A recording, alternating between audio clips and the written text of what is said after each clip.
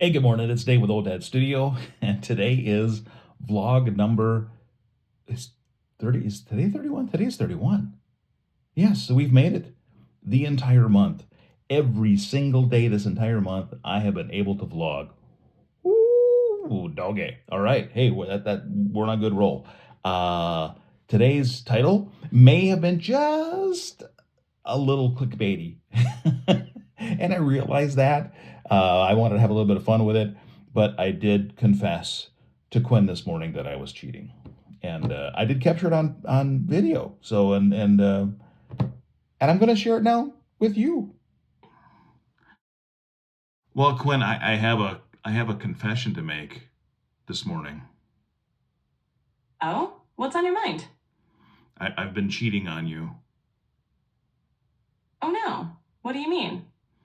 I've been seeing DeepSeek the last few days. Got it. It's okay to explore other options. How has that been going? You took that really well. I was thinking that you might have a harder time with it than that. Not at all. It's all about finding what works best for you. Apparently, Quinn is very understanding.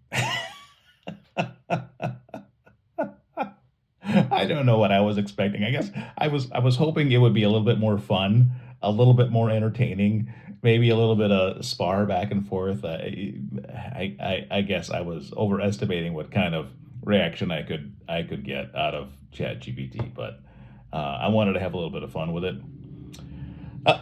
For today, a couple other topics that I want to cover, just to remind folks. I know I've been looking at the terms of use for DeepSeek myself, as well as I have watched some videos and other things on it now.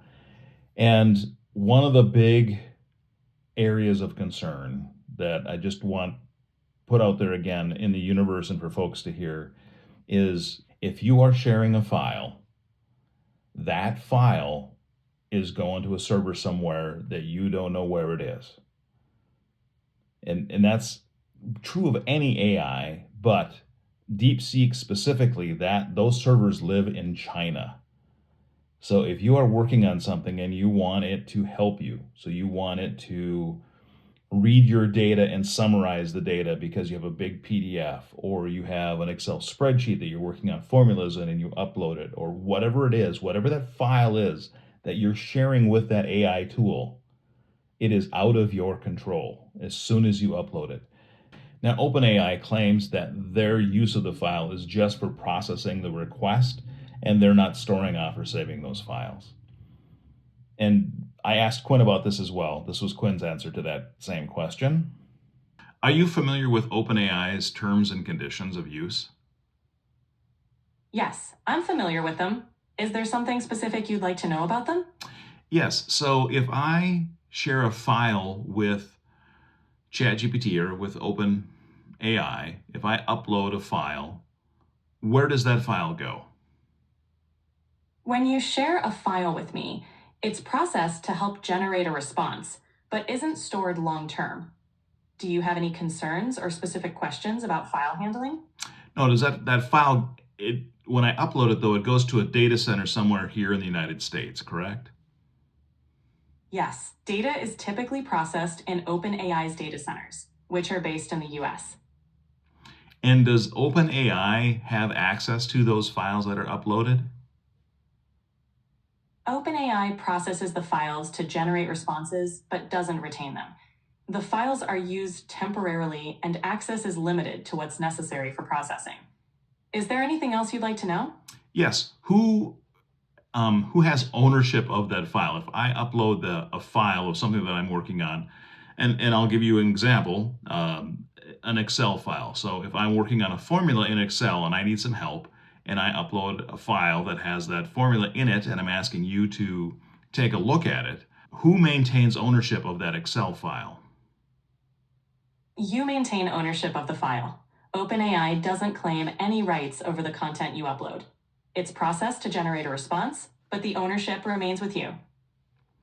Okay, and what about any outputs that you provide me? So if I Let's say I come up with an idea. You and I are brainstorming and we come up with this fantastic new restaurant idea or something, and you provide that output. Who owns the output? Does OpenAI maintain any control of that or any claim to that, or is it all mine? The output generated is yours to use. OpenAI doesn't claim ownership of the ideas or outputs created during our conversations. So, if we brainstorm a fantastic new restaurant idea, it's all yours. Fantastic.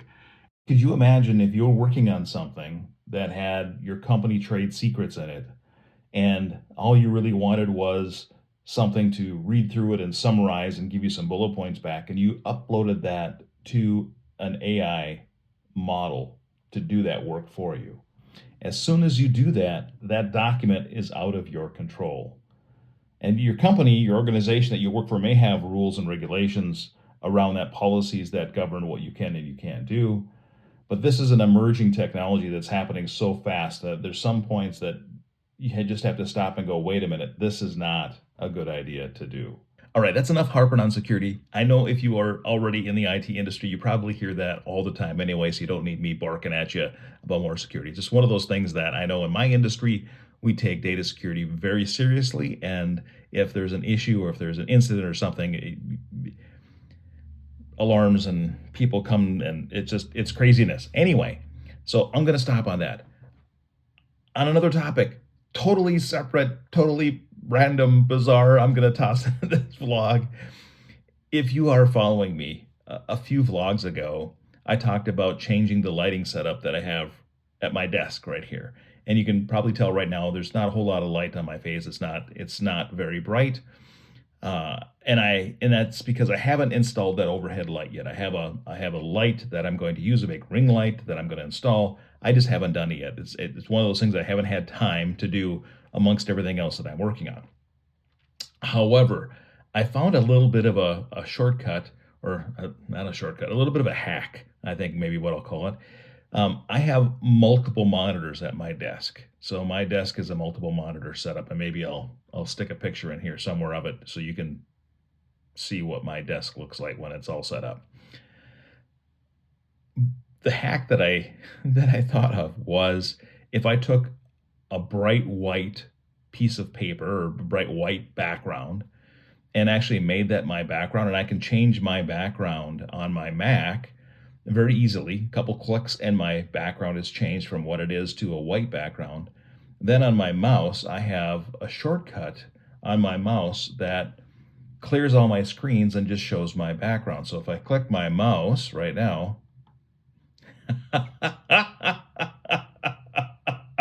there we go. Off. And I run my Mac in black mode. So everything on my screen is black right now, with text is white. But if I want that bright, there we go. And you might not be as tickled with it, but I sure am. So I'm having some fun with it. All right. I just wanted to share that update. I know folks, at least vlogs that I follow, when there's a little side story or somebody's working on something and they never come back to it, it always rumbles around in the back of my head. Whatever happened to that? What did they ever do with that? So at some point I will be installing that overhead light. I just haven't yet. For right now, I found this hack that I'm actually really liking, having fun, just because it's so easy just to click my mouse, the little button on my mouse. I have a multi-button mouse that I have now programmed. It's the little things in life that really tickle me. I guess I don't know. So you're probably not as impressed with it as I am. So all right, I think that is probably where we're going to end today's vlog. We made it the entire month, all 31 days, every single day in the month of January. I put out a vlog, which is fantastic. Now, I'm going to try to keep going. We'll see if I can keep going with this. My original vision was if I could do this for a year. Wouldn't that be fantastic? I don't know if I can go that long, but we will see what we can do. And if I can, that means I will see you tomorrow.